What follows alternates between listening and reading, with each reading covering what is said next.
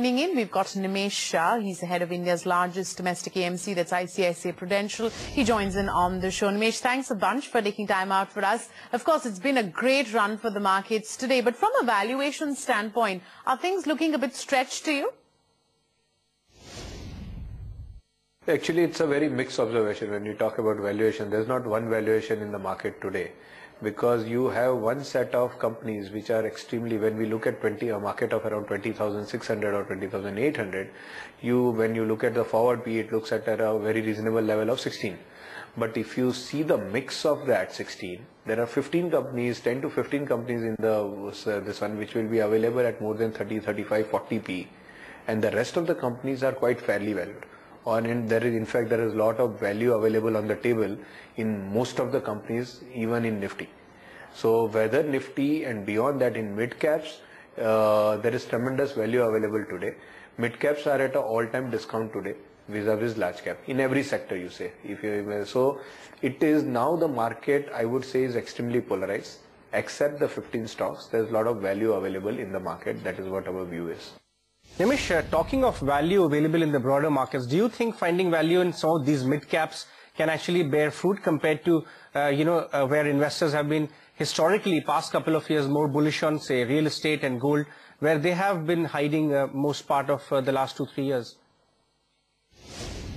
When you look at technology, we have been tracking because technology has been gaining because of this dollar devaluation. But only the large cap technology stocks have changed their valuation levels. The mid caps have not gone anywhere. So there is a clear opportunity available in the mid cap technology stocks, mid cap pharma stocks. They have not corrected with the change in dollar value. So market has still not discounted the incremental that they will profits that they will earn. So according to me, there are 2, 3, 4 opportunities as I see it. One is that there is a differentiation in value between large cap and mid cap. Then there is a differentiation in valuations of different sectors. Like pharma or technology or FMCG have gone up very well. The rest of the sectors there is a differential on that. Then a lot of companies are not working at their optimum capacities. There is a lot of under capacity utilization in these companies. When this capacity utilization changes because of the growth in the economy or whatever, year on year, India has got a natural growth that India has. Maybe it is 5%, but add inflation to it and there is a reasonable growth that we have.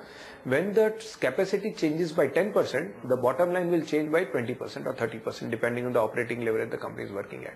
So that is the place, that is another which offers value. A dollar correction. Because of dollar, a lot of small companies' profit is also going to increase. That has also not been discounted in the market. There are companies which were at their cyclical lows, right? When the cycle changes again, you will see value in it. So all these 4 different things will ensure that value investing in the next 2-3 years will again work quite well. Nimesh, we've also witnessed past couple of years that growth stocks have really outperformed the markets, while value stocks have remained, undervalued for a very long time. Do you think this correction will happen where growth stocks will take a breather and on the valuation front, the deeply undervalued stock will start getting better valuations? I would give a simple example. If there is a FMCG company or a cigarette company which is at a 35 or a 40 P, would you make more money? Will it continue to grow at that rate to justify that kind of very high P?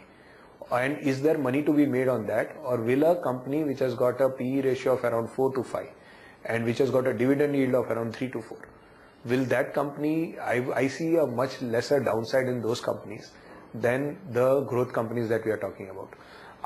For the time being, if you ask me where would I put my money, whether on the growth stocks or on the value stocks, I'll definitely put on the value stocks.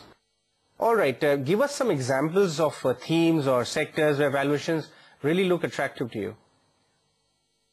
Mid-caps, in mid-caps technology, in mid-caps pharma, across the sector, cement as a sector.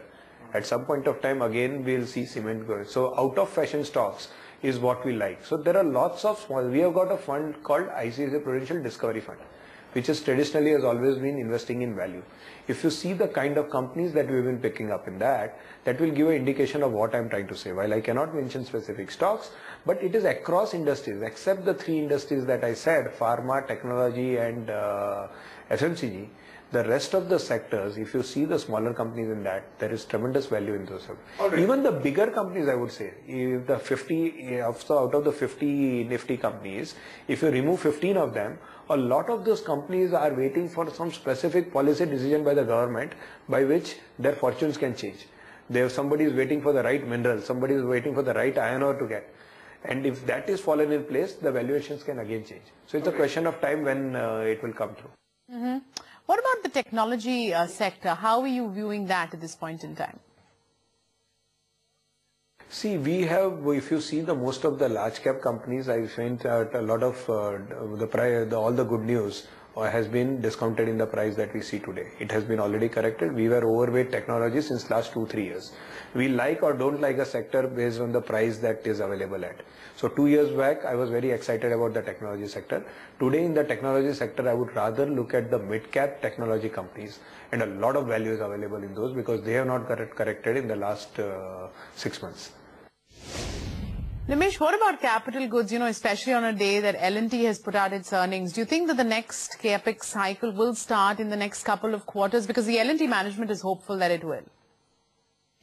That's an interesting one. We were running, in 2007, we were running the biggest infrastructure fund in the country. It was a 4,000 crore plus fund. Today it is a 1,500 crore fund. So you can, from that fund size, you can imagine what is happening in that sector.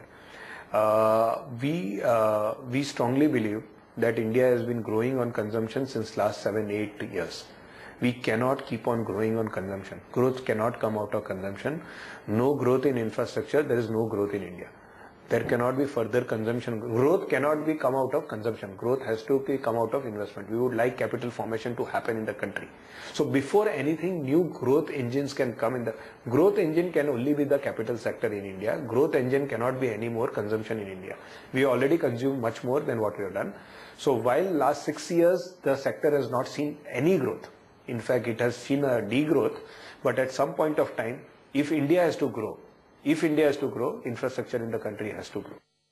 Nimish, as a fund house, which sectors are you avoiding because of rich valuations? That is FMCG. And we have gone wrong. While I am saying that we have stayed away from FMCG, we have stayed away from real estate.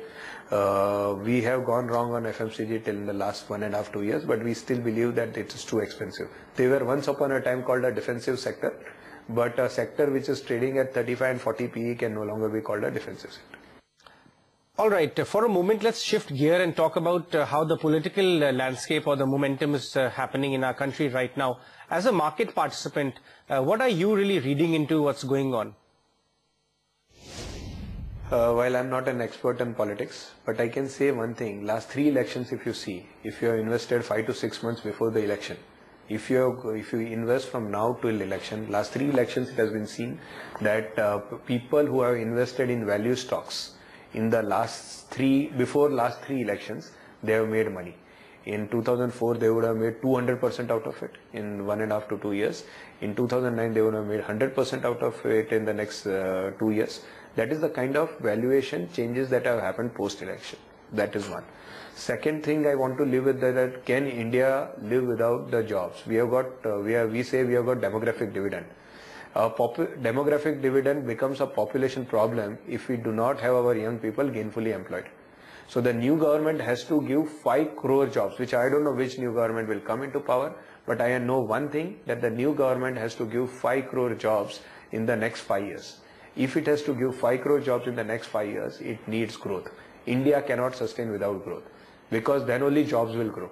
So for any right political environment to happen in the country, you will need right economic policies, otherwise those 5 crore Indians will not get a job.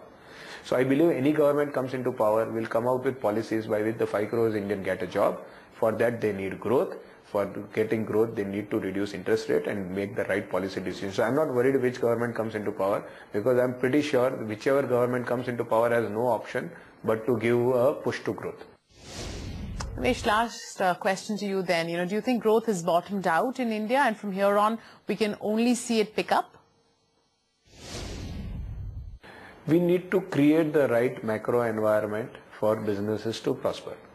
Right? We have taken some steps on that. On the finance side, we are very happy with what has happened in the last 1 year. with the very clear, I think financial problems are behind us in terms of, because the current account deficit is very much in control. The fiscal deficit, FM has given a very clear signal. At some point of time, we'll be able to manage our inflation with all this happening. So I'm not worried about the macro as far as the financials are concerned. Now we need to support the industry and ensure that the industry grows. If that happens, India will slowly, over the next 3 years, will get back on track.